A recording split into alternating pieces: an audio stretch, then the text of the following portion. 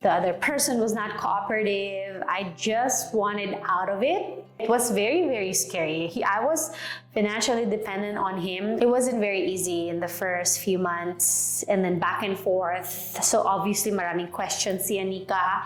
Up to this day, she will still say, oh, I wish my mom and my dad lived in the same home. And it breaks my heart to hear her. I don't want to feel that again. And I don't want to be treated this way ever again.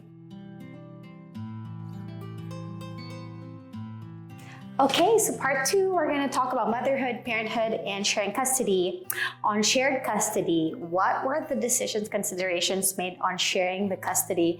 In all honesty, nagkaroon kami ng mediation. So at that point, I was just very emotionally distraught. I was just done. I was literally done with the divorce. It wasn't an easy divorce. The other person was not cooperative. I just wanted out of it. And again, kung sobrang selfish lang ako, it would have been a different story. But I had to think of Anika. I had to think of whatever is best for her. I had to decide that. So even though I was full of emotions at that point during the mediation, I settled for 50-50 custody. I truly believe that she deserves to get to know both parents and to have time, alone time with both parents. You know, just putting your child's best interests. So we decided that na mag-joint custody kami. What are your learnings in 1 year of sharing custody? It wasn't easy. The first few months, it was really, because it's like 2 to 5, so there are 5 days na wala siya sa akin, and it's the first, second days are always, you know, like sad kasi I'm used to having her around all the time. We all know this, that being a mother, being a parent is, you know, it could be kind of stressful and with big emotions. Her dealing with that as well was also something, you know, na talagang hindi madali. It wasn't very easy in the first few months and then back and forth. So obviously maraming questions si Anika. So it's just really guiding her and helping her process na just, you know, reiterating that, hey, you have 2 homes now. On this day, you're with mommy. On this day, you're with daddy. And now, since 1 year na siya, alam na niya, whenever she goes to school, ang lagi niya tanong, who's picking me up? But it's just a matter of preparing her kasi ayaw din niya ng random switch. Because if I didn't tell her that morning, the daddy niya ang susundo sa kanya, then she feels disappointed. She'll say, oh, I thought it was my mommy picking me up, or it's the same thing if it was me picking her. I was like, oh, I thought my daddy was picking me up. So it's just a lot of, you know, conversations in regards to that and reminding her like, hey, this is your dad's weekend. I'm gonna miss you. Just making sure that she is loved. On handling Anika's feelings. She's a very emotional person. And we're trying our best. How did you manage Anika's expectations and help her process emotions? So it was hard for her. You know, it's up to this day, she will still say, oh, I wish my mom and my dad lived in the same home. And it breaks my heart to hear her say that. But I always, one thing na naturo talaga sa akin ni Anika is to stay more calm. And kasi at that point, everything was chaotic. Imagine being a 4-5-year-old, 4.5-5-year-old, your world, di ba, na parang, oh, 2 different homes? What is this? The concept of separation. They don't know that. So their world was very chaotic. Her emotions were chaotic because she didn't, at some point, she was being aggressive in school because maybe she couldn't, because at that age, she couldn't really express her feelings. And minsan, she doesn't feel safe talking about her feelings. She feels bigla lang nangyari lahat, right? So I try to sit down with her every day, every night, whenever she's in my possession. I make sure that I have a lot of one-on-one time with her. Hindi yung magkatabi lang kami or on the phone. Like, I really have very intentional one-on-one time with her without other people. I make sure that she knows she's loved, and I ask her questions. I listen to her, and I make her feel safe, na okay lang kung ganun ang nafe-feel niya. I let her know that it's okay if you're feeling sad. It's okay to feel angry. Everybody gets angry. I just make sure that na-supported yung anak ko. And that's all you can ever do, is to listen to your kids. I think that's the biggest thing for me and Anika now. In the beginning, the first 6 months, oh my gosh, talagang very defiant. Galit siya. Siguro galit din ako. So parang nagka-clash kami. We weren't angry at each other. It was just the whole situation. Maybe I was still angry na, I was in that situation. And then she's angry that, oh, now I'm into different homes. So she probably didn't feel good sa nangyari. And that was the only way for her to express what was going through sa parents niya, right?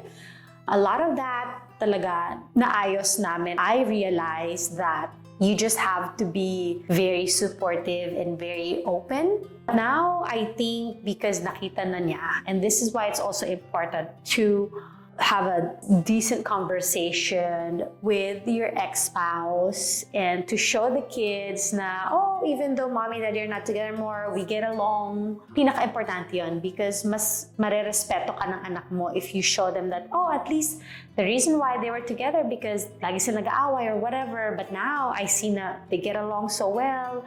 Diba? Mas makikita nila yung respect.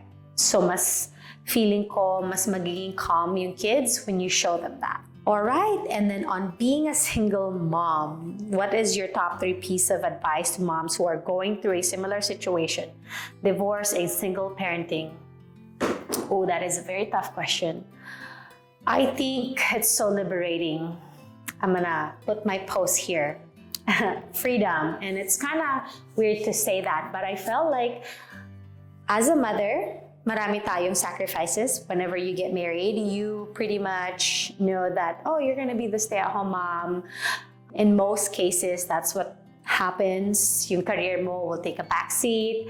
You have 2 to 3 kids. O talaga at the time, alam ko na, I wanted more. That's when I knew na I was gonna end that relationship, that marriage, because I didn't want to have another child with that person. I wanted a big family. I wanted to have 3 kids. But you'll feel it in your gut. So I would really advise is to find yourself. Again, speak your truth. It was very, very scary. I was financially dependent on him. I was still making money on my own on the side, but he was pretty much, he took care of me and Anika. He was the main provider of our family at that point because I was a full-time stay-at-home mom. So it was scary. Like at some point, I didn't even know, paying your lawyers and all that. It all added up.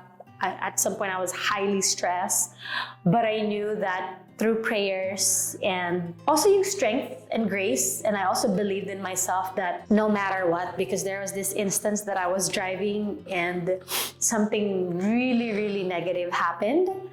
I received akong messages and all that, and I was crying. I was crying while driving. I was bawling. Talagang yung iyak na hindi lang yung, it wasn't just teary-eyed. I was literally umiiyak.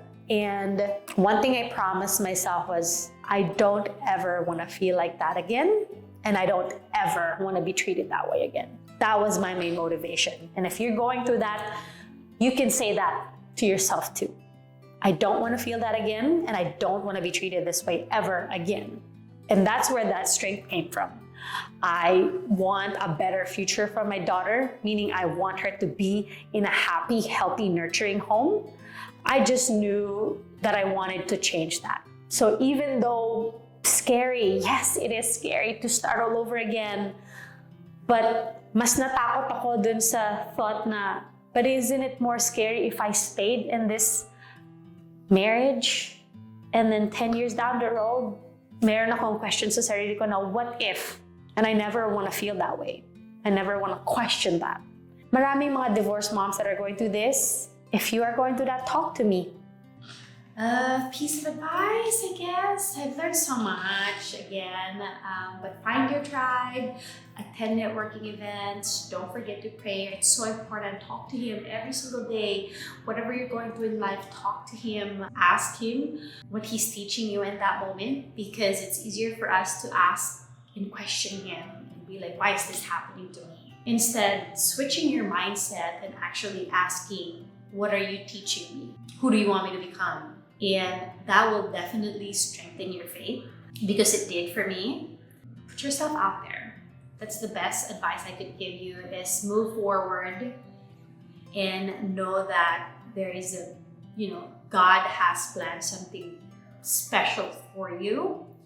That divorce is not the end of it, because I felt angry. I was fearful at some point, like, is this it? I'm divorced, I'm a mother of one, am I never gonna meet someone? And it's not even about meeting someone, but it's how am I gonna live my life now as a single mother? But when you have that faith and you truly believe in yourself and you just focus on who you want to be and where you wanna be, the answers will come.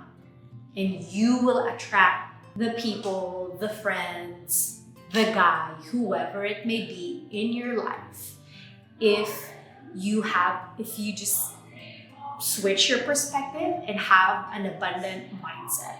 Don't ever have that lack mindset of how, where, this and that, because that's what you're going to attract as well. And I'm not just saying that. There's so much power with saying your affirmations, so much power with visualizing your life. So that's all, I've been working on myself, and use that time. If you are going to divorce, if you're going to share custody, when you don't have possession of your kids, use that time to enhance yourself, to better yourself, learn a new language, learn how to dance, attend all these things, or do the things that you've never done before. Use that time for yourself and see how much you can give once you have your child back. And again, if you have any questions, I'm here for you. You can send me a direct message on Instagram, or you can post your question down below if you're too bold to ask them. But yeah, there are a lot of women who are going through that, so find your support system. All right, thank you so much for watching this vlog. Again, I am so honored and grateful for this community. Thank you for allowing me to be me. Like I mentioned earlier, I am living my most authentic self. I had to sit with my feelings. I had to speak my truth. I had to be honest and set my boundaries. And this is why I'm living this life now. And I want to live like this for the rest of my life. I am done pleasing other people. I am done compromising my wants and my needs, and I'm very open to setting my boundaries these days, and I hope you will do that for yourself too. So again, if you're new here, thank you for stopping by. Thank you for watching this video. If you've been a subscriber, thank you. I really appreciate you, and I will see you guys soon.